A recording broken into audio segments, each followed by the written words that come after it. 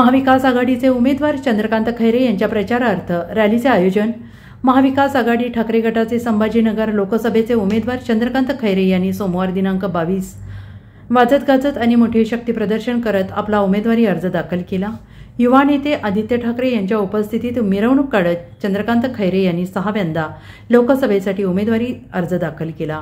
महाविकास आघाडीतील काँग्रेस, राष्ट्रवादी आणि इतर घटक पक्षांचे स्थानिक नेते, पदाधिकारी, कार्यकर्ते यावेळी उपस्थित होते. तर दुसरीकडे जिल्ह्याचे पालकमंत्री आणि महायुतीचे उमेदवार संदीपान भुमरे यांनी शुभमुहूर्तावर अर्ज दाखल करायचा म्हणून गुपचूप कुठलाही गाजावाजा न करता उमेदवारी अर्ज भरलाय.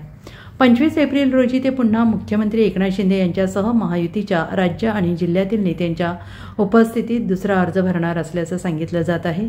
आदित्य ठाकरे यांनी संभाजीनगरात दाखल होताच मुख्यमंत्री एकनाथ शिंदे यांच्यासह त्यांना पाठिंबा देणाऱ्या आमदार, मंत्री आणि सगळ्याच नेत्यांवर शाब्दिक हल्ला चढवला होता. त्यानंतर क्रांती चौक येथील छत्रपती शिवाजी महाराजांच्या पुतळ्याला पुष्पहार घालून अभिवादन करत चंद्रकांत खैरे, आदित्य ठाकरे, अंबादास दानवे या नेत्यांसोबत मिरवणुकीत सहभागी झाले. तत्पूर्वी त्यांनी जिल्हाधिकारी कार्यालयात जाऊन पत्नी वैजयंती खैरे, शिवसेना नेते अंबादास दानवे, काँग्रेसचे शहराध्यक्ष शेख युसुफ लीडर, राष्ट्रवादी काँग्रेस पक्ष शरदचंद्र पवार गटाचे शहराध्यक्ष ख्वाजा शरफुद्दीन हे उपस्थित होते.